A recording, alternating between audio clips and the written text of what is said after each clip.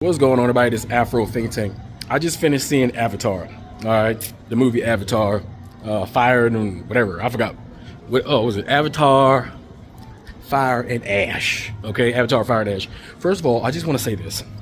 That was one of the greatest sci-fi movies I've ever watched in my life. Okay, that shit was top tier. It looked like they spent $500 million on that movie. That whole movie looked like they spent every cent of $500 million in that movie. That movie, in a nutshell, was basically African people and Native Americans and blue whales and great squid attacking white supremacy, along with the good ally white folk. All right, now I ain't gonna lie, you had two white saviors. All right, you know we're gonna get that the way. We got two white saviors. All right, you had the Beastmaster's son, all right, with the dreadlocks. All right, and then you had the OG, goddamn freaking Tarzan out that bitch. All right, listen, like, it's so obvious. This is the fantasy of those people who I don't know who wrote this. I don't know who wrote it. I don't know who produced it. I don't know who directed it. But everything says, if you read into the allegories in the movie, everything says white folks want to be melanated and they want to be connected with nature, and they need to find a way to find their humanity in order to connect it with that nature, which they have the ability to do so if they just come out of their non-nature's thinking, I guess, we say. This thing had everything, all right? It had some of the best goddamn combat I've seen in the movie. Best shooting I've seen in the movie. Best special effects I've seen in the movie in a long time. Man, I'm talking that shit. They was, man, what? You ever seen a blue whale in combat? All right, because that's what I saw. All right, I'm talking, that shit was wild, yo. Like, that's a movie. That's the reason to get up and go to a movie. It was wild. All right, you had the father-son dynamic. You had the father-son stepdad dynamic. You had the damn sisters, the two female relationship dynamic. You had the daughter dynamic. You had the, not living up to your father's expectations dynamic. You had the coming of age warrior dynamic. Man, you had to and listen, it was pretty windy in there too. You know what I'm saying? So it was windy. Had a lot of those moments in it. They was trying to hit us with, they was hitting you with every heart. They was trying to pull every damn heartstring that you got. All right, I'm telling you.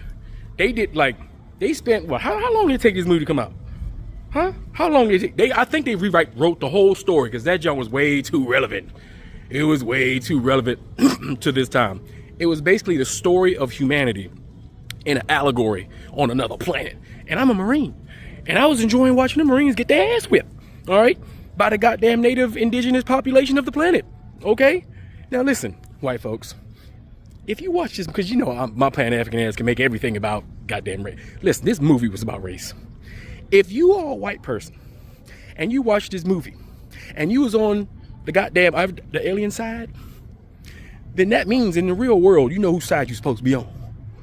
Listen, you white folks, all right, if any of you racist people watch the movie, all right, and you was on the alien side against the Marines, then you need to do some introspecting, okay? Think about it.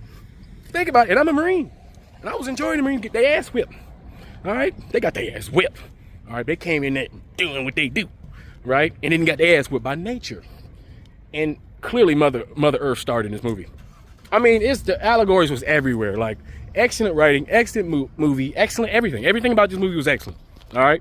Now, I'm sure other people have different opinions. There's going to be a lot of controversy. Oh, God. Because, I mean, all the attire was East African, Nilotic Africans, and Native Americans. I saw and heard goddamn Native Americans and East Africans and West Africans. Everything. All right. Anyway. That's all I gotta say for now, guys. It was a great movie. I recommend to go and see it in the theater. This is a movie where you should go into the theater and see. All right? Anyway, that's all I gotta say. It's Afro Think Tank. Learn some Tito. I'm out. Let's discuss Avatar Fire and Ash and how it is basura, trash. They want us to have constant sympathy for these colonizers. There is the part where Jake and Naturi are arguing because he's like, do you hate me? I'm one of them. Are you one of them or are you one of me? Like, which one is it? She has the right to be peed off that they are taking everything from her every single movie. And Jake want to sit there and argue with her about semantics right now. Oh, I'm one of them. Do you feel like the part of your children? Do you hate that part of them? Yep. I made a mistake. Yep, I do. Don't even get me started about how the spiritual person, the person who saves them, is the girl that came from the white woman. How she get access if she not even an original Avatar? What? And don't even get me started about how Jake saved the Colonel. And the Colonel ended up taking his own life at the end of the movie. But it's really blowing me. Like, this man is a part of taking your child's life, literally ruining your wife's, your children's livelihood, everything around them. But hey, let's save them, right? Because of sympathy. No! That once again, we know that the white people gonna save people. It don't even matter whose side they on. They gonna save their people. The end of the movie is all of the avatars accepting and initiating the little white boy into being the avatar officially. This got to be a joke. Movie is these color people dressing up in tribal wear and braids. Sick. How you gonna have a movie relating to Native Americans, relating to the black people, relating to African people, but none of us are in sight for real? Get out of here. I have some passionate criticism on Avatar Fire and Ash, and all this coming from someone that still enjoyed the movie. Dusty husband. What do you mean she's on the edge about to give birth and was like, I fear we won't survive this? Where were you? Where was he at? Make the documentary about all the cultural references now. Right now. His performance in the scene where he's supposed to genuinely believe that Jake is about to off him was not working for me. I'm sorry. That was not working. You really fell in love with a pink skin, then want to shame and be disgusted in the other pink skin boy who's also taken up your culture, mind you, and you're the only family that he's ever known. And you got issue with your kids because they have pink skin? Girl, bye. The concept of a woman basically abandoning what her God is because she feels as though it's turned its back on her and her community makes sense. For her to then want to exploit her own community, use the white man's power to make sure as many of them burn, is where I was feeling some disconnect. Cause girl, why? And what they got to do with Awa? And I give you, if I can't be touched by Awa, then none of you can. So I want you to all burn, struggle, die. But girl, we all going through stuff. Wake up. Another reason the movies feel repetitive is because of what happens with Mother Nature, Awa, every single time. Comes in, saves the day. In the first movie, Jake was able to connect with Awa and ask for that.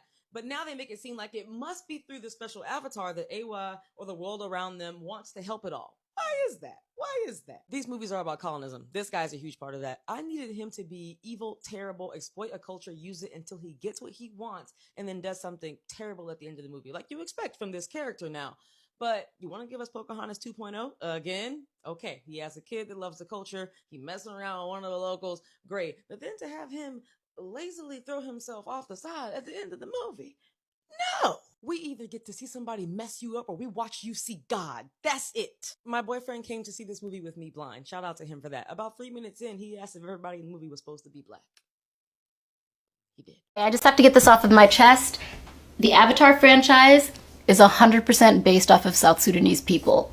Literally phenotypically taken from us. Tall, lanky, dark, ethereal, otherworldly. We're not called blue-black for no reason. Names like this new character, Barang. Meanwhile, our homies on the block are called Garang, Gatluak. You've got the Acholi, like Suli. It's not just the Aduts and the Anoks, because when you hear the language of the Na'avi, at least as a South Sudanese person, you're like, Aiwa, manangajwak, which sounds mad familiar, right? Yeah. And we've been covering ourselves in ash for centuries. It's a tradition shaped by our climate and cattle herding cultural practices.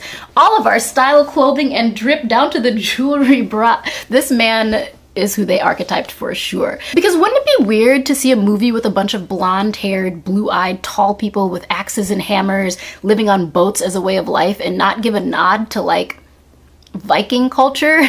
And you might think, like, why does any of this matter? It's all made up anyway. Well, Kat, no, it's not. You're actually telling the story of real people, like Pocahontas. It's fiction rooted in real people, which in this case erases those people from any credit of their own culture, only to be remembered through a myth, which is problematic because fiction becomes fact when it's the only version that people ever see. Ask any Indigenous person how real Pocahontas turned out. And as a filmmaker myself, My commitment to the craft is about the truth, because good filmmakers want to tell the most authentic version of a story, even if it's fictional.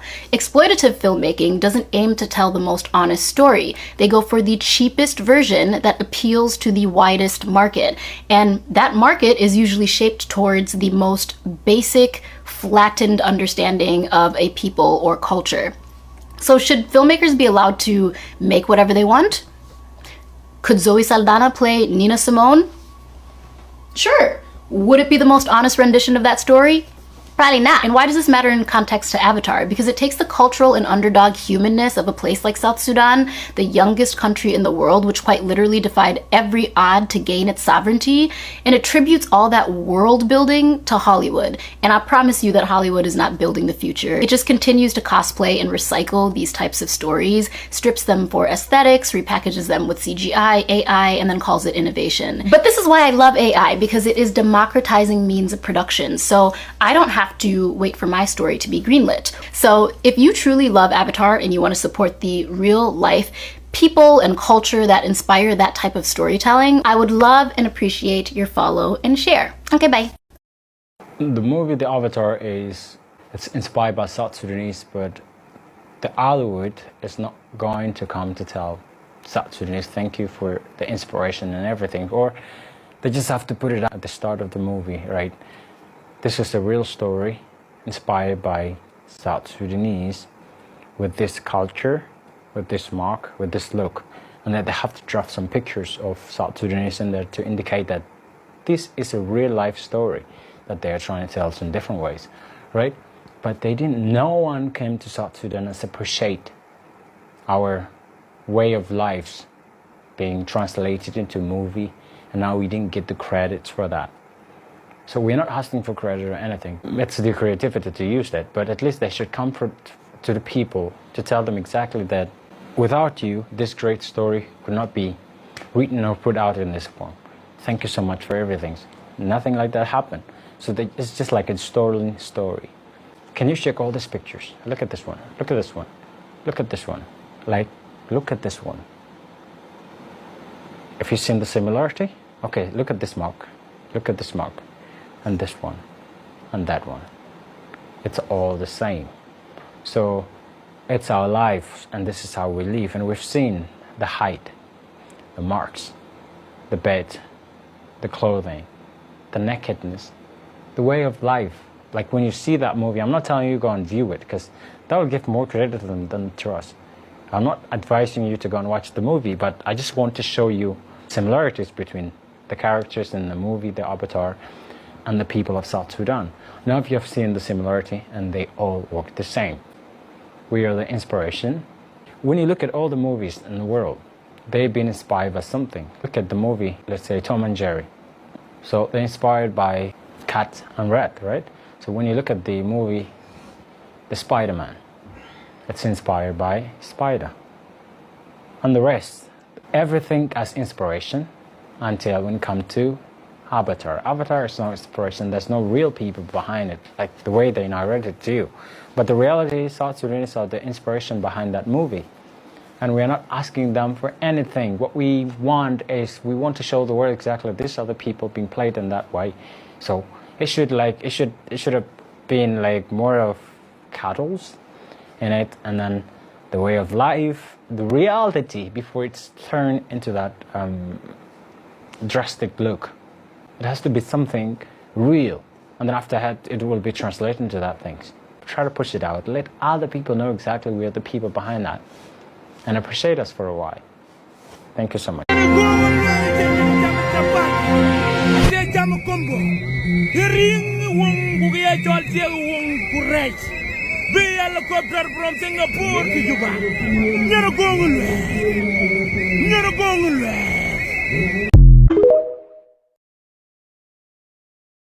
Okay, so I know we're here to talk about Avatar Fire and Ash, but let me go ahead very quickly, talk about that Odyssey clip that played before this movie began.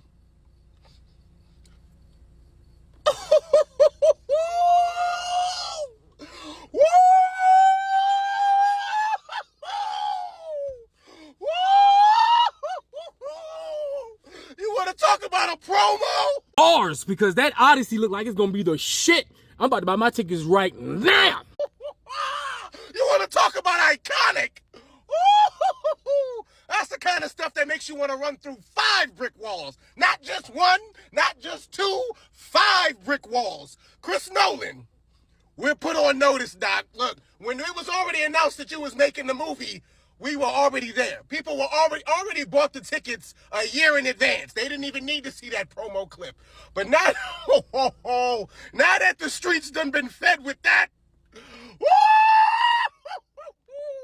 July 2026 can't get here faster enough.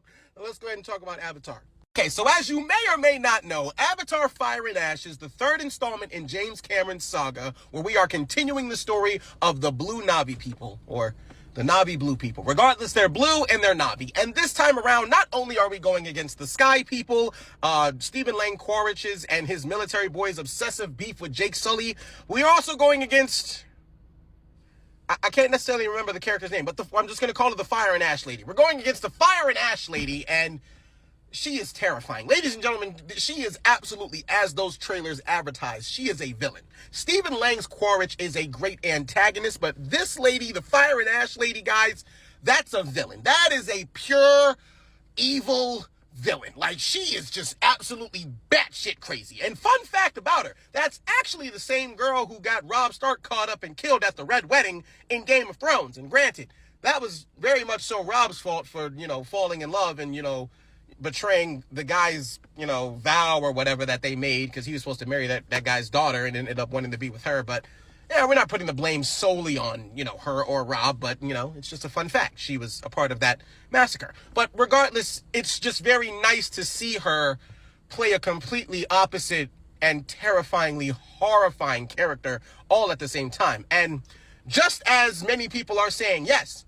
this is certainly very similar to the last movie. And just like the last movie, it is a damn good one. When it comes to not only this film, but all of the Avatar films in general, the only word that I can truly use to describe what it is I am witnessing when I am watching these movies play out on a gigantic IMAX screen is spectacle.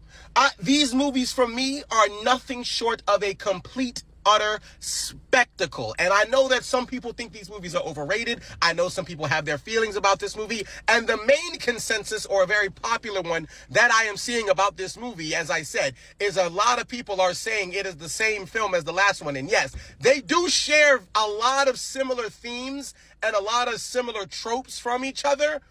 But as far as I am concerned, this movie is still progressing towards something grander, and I am still along for the ride. I am still right here witnessing James Cameron's vision, and I'm not leaving until it is finished. I'm not leaving until I see what this story concludes to be, and I still believe it is going to be a grand freaking spectacle. These movies are literally made of what dreams are made of. They are literally enchanting. They are spellbinding. They are dazzling. They're adventure. They're action. They're sci-fi. They are love. They are romance. They're loss. They're family. It's so many different genres, so many different things, so many different themes wrapped up into one giant gift.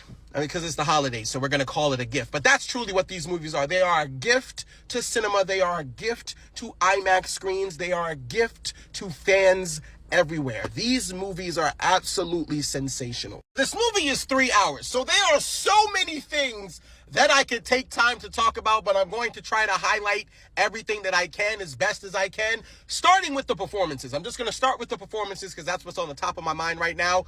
The performances get better and better every single movie. Sam Worthington continues to prove that he was the correct choice for Jake Sully, although they did want to get Matt Damon in this role at first, and I'm always very curious to see how that would have played out. I'm sure it would have been fantastic. But I'm glad that Sam Worthington is at the helm of these movies because he's a very good character. He's a very good franchise leader. I love him as Jake Sully. He gets better and better each and every movie. Zoe Saldana never fails to disappoint. First of all, she always starts the movies, at least the last two films, these last two movies, she has always started with that one song, no te digas. I don't know necessarily what she's saying, but it sounds absolutely beautiful. But the performances that this lady be putting her heart and soul into these movies. I mean, you could just see it all over her facial expressions. She truly believes she's Navi. And she's got me. I really think when she's on set, she truly believes she's a part of these people, which is, of course, the entire point of acting. But I mean, she does it so well. Her performances in these movies need to definitely be praised a lot more because she always brings it. Stephen Lang as Quaritch, my favorite. One of my favorite characters, man. He's just so funny. He's so charming and just so maniacally evil all at the same time. But I love the internal battle that is going on in this film particularly. There is an internal conflict with his character being torn between the people that he is now sort of, I guess, semi-joining, the Fire and Ash people, and of course the humans that he still says that he fights for. He is being torn in between them, and I love his character development in the movie. And as I've always said, or as I also said, the Fire and Ash lady, that's a villain. Every time her and her entire clan of people were on screen, I was terrified for everyone's life. I didn't think anyone was safe. That's how it's supposed to feel when you got a real villain on screen. You're supposed to feel as if no one is safe. No one felt it. Nobody's character felt safe this time around. I absolutely loved it. Then, of course, we have the unsung hero of the films, and he's right behind me because this is the only space that I can make. I didn't want to block Zoe Saldana's character, but the kid who plays Jake Sully's son, I want to say his name isn't Noah, but it's like Noah or something like that. But he's amazing. He's tremendous. He builds off of his performance from the last film, and he gives a tremendously brilliant film. Sigourney Weaver, once again, is absolutely astounding. I really, really enjoyed Spider this time around. Granted, he was a little cringy at times with some of his heroic badass lines that he was trying to pull off, but I'm not really gonna gripe the kid for that. He's very entertaining, and I very much enjoyed his arc in the movie as well, and just how pivotal his character has become to this story being told. But guys, like, I will say, if there was some, I'm just gonna get it out the way, if there is something that I would have to say that negatively affected my viewing experience, it is the runtime. I think this movie is I would say incredibly too long, but I think it definitely could have been maybe like 20 minutes shorter. It really could have clocked in at the same runtime the last movie did. I don't think this movie needed to be 3 hours, but at the same time, it's just like while I'm watching this film, some odd reason I'm getting more and more energized throughout the film. Some of it kind of drags, but honestly, for the most part, majority of the scenes are so gorgeously beautiful to look at. I can never just not feel like I'm in some sort of whimsical, enchanting dream sequence that I never want to leave. That is what it always feels like entering Pandora, and I'm always here for it. I will also say this, although that I can see what people are most certainly saying when they say that this movie is very similar to The Way of Water, I will say story-wise, overall, it may not be progressing as far as like giving us so many new things to look forward to in the other movies, but character-wise, it is thoroughly developing each and every character. The main, I would say, theme this time around is about grief and loss. And more so, we are dealing with the loss of Jake Sully's son from the last film. And then we are also dealing with the loss of Quaritch. And what I mean by that is they keep reminding him throughout the film that the human version of you is dead. You are holding on to a dead man's memories. You have brand new eyes. You need to look through them. So he has lost something, a part of himself, but gained a new thing that Jake Sully is trying to get him to open up and look through the lenses of what your eyes are now, not what they were before. But there are a lot of great character developmental moments in the movie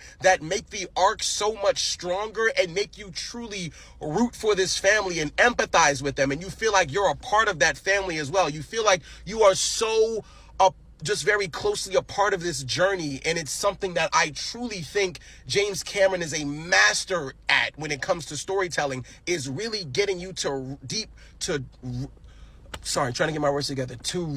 root deeply for these characters, like root them, like cheer them on. That's basically what I was trying to say. I only have 10 seconds left in this reaction, so I'm just going to leave you with this. Go watch Avatar. Go watch it on an IMAX screen. It's freaking spectacular. You won't regret it. Free Sudan! Boycott diamonds and gold! Free Sudan! Boycott diamonds and gold! We most definitely cannot forget about the people of Sudan. Thanks for watching Afro Think Tank. Don't forget to like, share, and subscribe. And follow me on Substack and Patreon for more content. Remember, it's Pan-Africanism or nothing.